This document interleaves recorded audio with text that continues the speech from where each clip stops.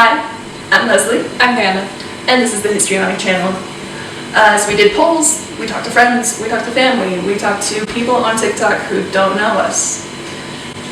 And it sounds like you guys want to hear about Skeleton Lake. So, we're gonna do it. Let's start with where it is. So, Skeleton Lake is a tiny, tiny lake. We're talking like the size of a condo swimming pool.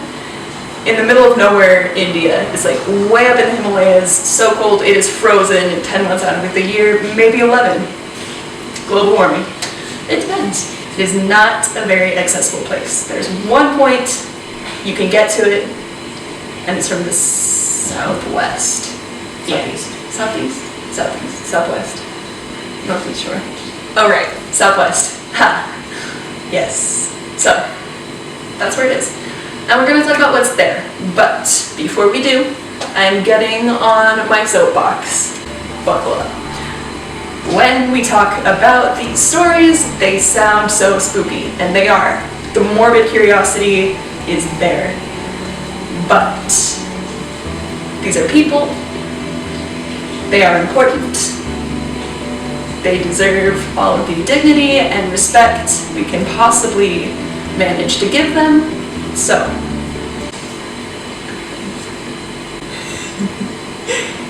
just keep that in mind. It's a great ghost story. It's pretty sick. I mean, like, I listen to a lot of podcasts and I watch documentaries on like serial killers and all that kind of crap. And when I heard about this one, that was kind of just, it was in like a compilation. Well, like, you're gonna give it a cool name like Skeleton Lake and not expect it. Come on, we know it's there. Yeah, we know it's there. It's pretty dope. Just remember, human remains are people and treat them like people first before you use them as props in your ghost story. Cool? Cool. So, Skeleton Lake. In Hindi, it's called Rupkund. I'm not pronouncing that right, but I don't speak Hindi. And it means beautiful lake. It's considered sacred by the locals. And it's part of like a national park in India, this stretch of mountains. So, we're going to rewind all the way back to 1942, and this poor dude who's working as like a park ranger and two very lost, very scared hikers stumble on this lake, and they freak out like immediately because they're standing there on the shore that is accessible to them, and immediately opposite them on the northeast shore, bodies everywhere. And not just like bodies, like pieces of bodies. We're talking limbs, heads just like hanging out, skulls, bones, pieces of people all over. Between 200 and 800, we can't get a good count because they're not in one piece. There are a lot of pieces of person. So, they lose their minds. And this is the first time this lake is recorded in the modern era. I'd say it's understandable, but I would probably be spooked. I'd be spooked. I would be spooked. This poor sweet park ranger is first convinced that he found the site of like a mass murder. Because carnage everywhere. There's still flesh and cartilage and ligament attached to these bodies. It's like swollen and puffy because they've been in water. That was morbid. Yeah. That was gross. I'm so sorry. Well, like, what if you just like stumbled onto this like dude's killing site and you were like, I want to get murdered? Dexter. I'm sorry. Dexter 0.0. You know, upon further reflection, this sweet park ranger decides that no, it wasn't a murder site because there was some pretty old stuff there. There was like pieces of leather shoes and pieces of glass bangles, like bracelets, pieces of little parasols, wooden instruments, wooden utensils, little like pieces of broken pots and pans. We call them pot sherds. S-H-E-R-D-S. It's a stupid word, but we use it. Instead, he decides that it is the remains of a general and his army who were retreating through the Himalayas, called the Napoleon of India, who is a fascinating dude. We'll do a video on him separately because he has a legacy that is well worth getting into. Yes. Yeah. Also, though, not this general. because there are no weapons found, nothing that could support that this was any kind of war activity. That didn't make sense. Well, so there were injuries that were sustained to the remains. There were really uniform blunt force trauma injuries to the head, the shoulders, and just the upper body in general. It was violent. Like, it was very violent. So, is it like a little bit understandable to think that it is maybe a pilgrimage of soldiers? Like, yeah, but You also, though, like, on remains of soldiers in the ancient world, you see a lot of evidence of bone breaks and fractures and injuries sustained during battle or during like training. And you can see like ridges on the bone where it calcified and it healed a little bit, or where it wasn't set properly. And you can tell like how long ago, what age they were when they broke their bones, that kind of stuff. And you don't see those injuries specifically with these people. So, not the general. At this point in time, all research stops. Everything is on hold for almost everyone everywhere because World War II hits like a bus. And at this time, India is under British control. So all of their efforts, all of their resources go towards fighting Nazis and keeping fascists out of India. Not a great time. World War II hit the world like a bus, you know what I'm saying? Just because you're Jewish doesn't mean Hit the Jews like a bus. She did that in another take too. It was so funny. Nothing gets done during World War II in archaeology because it just isn't a priority. World War II ends though, everyone takes a minute to regroup and recover, and then next time we actually get to researching Skeleton Lake is 1956. This sweet, sweet park ranger does a radio interview where he claims that the bodies he found were of Japanese soldiers fleeing India. Two problems. Number one. More than two problems. Okay, yeah, but we can boil this down to two. We keep it simple. One, he found the bodies before India was involved in the war, before Japan touched India. Before Japan did anything. Dead ass. Homie, you were there. No, that's just being racist. Two, the remains, and specifically the objects found with the remains, are not Japanese. Like at all. At all. No. I would None dare of- to say none of it. 0% 0% Japanese. 0% Japanese. The wood that made the instruments was not from Japan. The leather that made the shoes and the parasols was not from Japan. The bodies were not from Japan. Gotta love some good old-fashioned racism. Yeah. Yum. So 1956, not a great year for research for that. But it crosses another theory off our list of what's there. So, research stalls out again. We don't get more information until last year. August of 2019, a huge ass paper is published about Skeleton Lake. And last year is like, so fresh in archaeology, okay? That is, that's recent. That's good stuff. And this paper is on 10 years of research with archaeologists and geneticists and like every relevant specialist you can pull into it. And they have some really interesting findings that answer absolutely nothing. So, It gives us more questions. always more questions. Those bastards. Damn. Those bastards, their research. So, first and foremost, where do we want to start? Actually, there are no good answers. Let's talk about the injuries. Yeah. Okay. Yeah, let's do that. So we talked about the injuries on the bodies.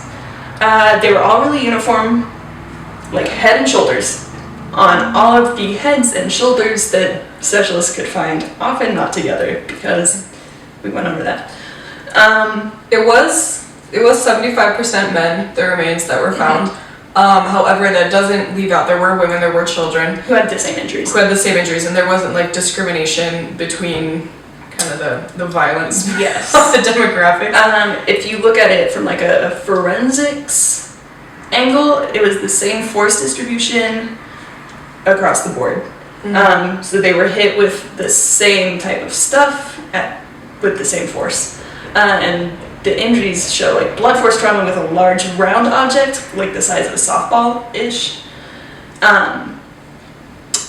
So the fact that all of them have it, the first theory that people jump to is cult stuff. We're here for the cult stuff. And I mean, there's some basis for this. It's not a bad idea. I mean... So this is mostly because it is tied to Hindu mythology. So there's a myth locally, I don't know if it's across the whole religion or if it's localized mythology, but there's a myth of a goddess on her way through the mountains to marry one of the gods. And she stops along the way, she needs a minute to refresh herself, and her betrothed makes her this cute little lake as a present to take a drink, cool off, take a minute, and then get back on the road. And the locals thought this was Rupkund. So there's a heavy religious connotation with this mountain range and this lake. Cool stuff is not that far of a jump. There are also Hindu cults. Okay, clarification. When we say cults in archaeology or anthropology, we're not talking like hoods and like summoning the devil and like candles burning to freak people out and like chanting in tongues. No. We're talking like a little subsection of like really enthusiastic people. Some very intense real intense people. And there were a few of those pockets throughout India where human sacrifice was practiced pretty commonly.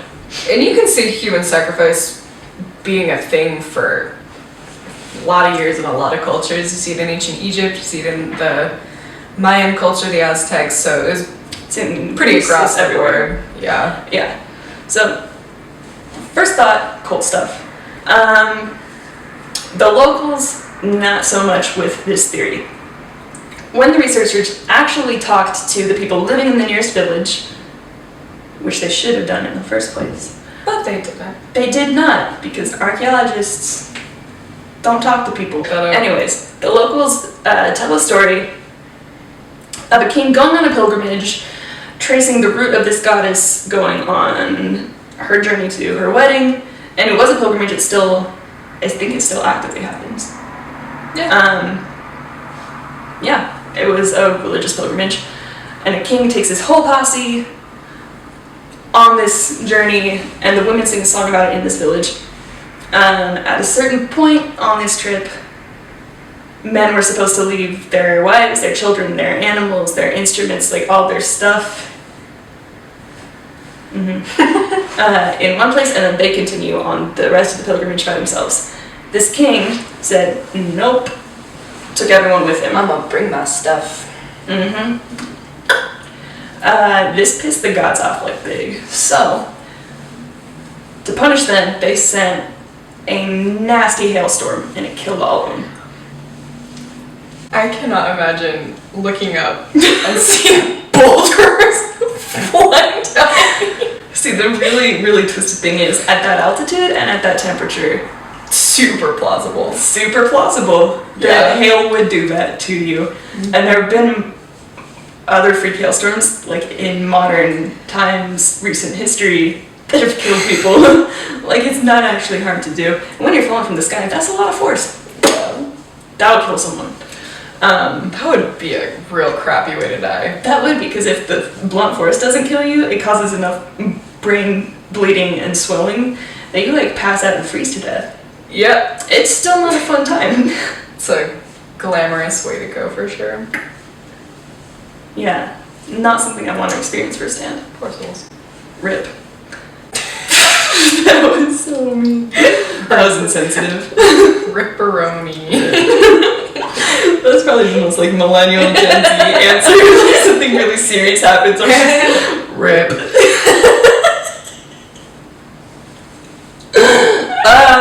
Yikes. Okay, anyway. So we lean more towards the hail theory. it gets more complicated. How bad is this gonna go? Okay. So we were talking about no answers and getting more complicated. So we found, with our genetic research on samples taken, 3 different ethnic profiles from 3 different time periods. So let's go over these. So group 1 are all Indian, but from different parts of India. We can tell that from information we pull from the bones, and we'll teach you about that in another video. Group 2 is the biggest question mark I've ever seen in my entire life. It's whack. It's Indo-Greek. So what this means is it's half Indian and half Greek genetically. So there is a situation where this makes sense. Alexander the Great made his conquest through Macedonia, all the way down through Greece, through the Orient, like everywhere, including India. And he established Greek cities there, and they intermarried with local populations, so their children would have been Indo-Greek. 50-50 Indo-Greek. These people were not that. They were from a significantly later time, but they were not related to Alexander's cities. Nope. Let's talk about how we know this. If they were the children of the Indo-Greek cities founded by Alexander the Great, you'd see one of 2 things. You'd see a swing towards more Indian DNA, because their children would have been marrying further into the local population, assimilating more, and they'd be becoming more Indian and less Greek genetically. Not the case with these people. You would also expect to see signs of inbreeding, because when you have small communities that are only marrying inside their communities, you get pugs. Or Alabama. Alabama be hitting different. Alabama be hitting different. So yeah, not either of those things. They are 50-50 Indo-Greeks, so they would have been like first, maybe second generation from Greek and Indian marriages or relationships. I don't know their life. Not Alexander's cities. This is a whole ass other group of people that just disappeared without leaving any record behind and ended up dead in a lake. And no one was really looking for him, too. No. I mean, I guess we don't know that, But there's also no record of like, hey, missing posters, like... Yeah, there was no like, hey, this giant group of people are gone. What's up with that? Oh, you haven't flown? We know. We know. We know.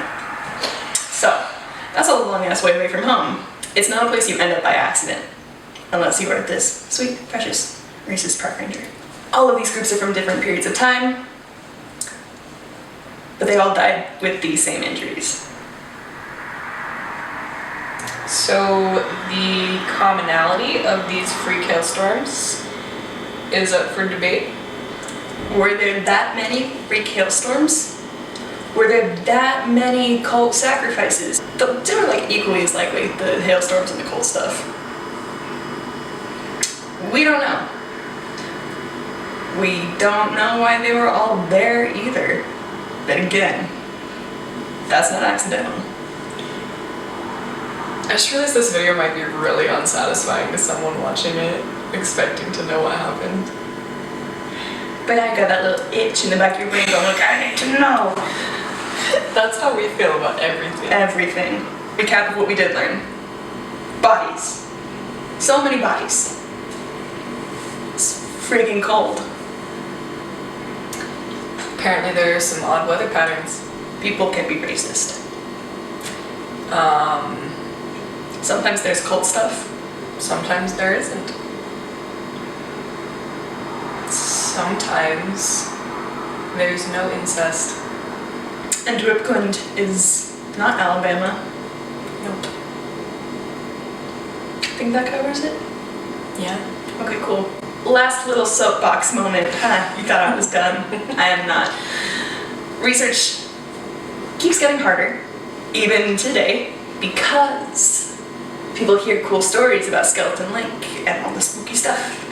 and they're like, I'm gonna go, I'm gonna figure it out. Instead, they end up taking stuff, not researching, they just grab souvenirs. So they're grabbing little pieces of shoes, or little pieces of instruments, or little pieces of person. Say it with me. Bone is not a souvenir. Respect that person. Like, hey, what do you got on the mantle? That's a phalange. Oh, cool. Okay, where'd you get that? Oh, I took a day trip to India. It's not a big deal. It was just sitting there, like it was laying there. It was begging to be taken. No, don't do it. The more stuff you take from an archaeological site, the less information we have to work with, and the less of the story we get to tell you. Lord only knows how much more information we would have to share if people hadn't been stealing our shit. Yeah. Not right there. Doing your study. The stuff that we've taken on as our own. Archaeology and grave robbing are remarkably similar. So that it's just white people taking stuff and making guesses. Yeah, you're right. We trying to fix it though. We're making progress. I'm just trying to be an unproblematic white girl. Isn't that the definition? Of being a problematic white girl? Yeah. I'm trying, okay? I'm trying. We try. So, we love you. Thank you for watching. If you have questions, if you have comments, let us know. We would love to talk to you. There's a lot of little components that are kind of in this video, so if you're confused about anything like the Hindu religion, the terrain, the forensics, pretty much any of the artifact collection all of this stuff, identification. talk to us. We love you. Mwah. See you next week. I'm gonna drink more milk. She needs some milk. I don't milk.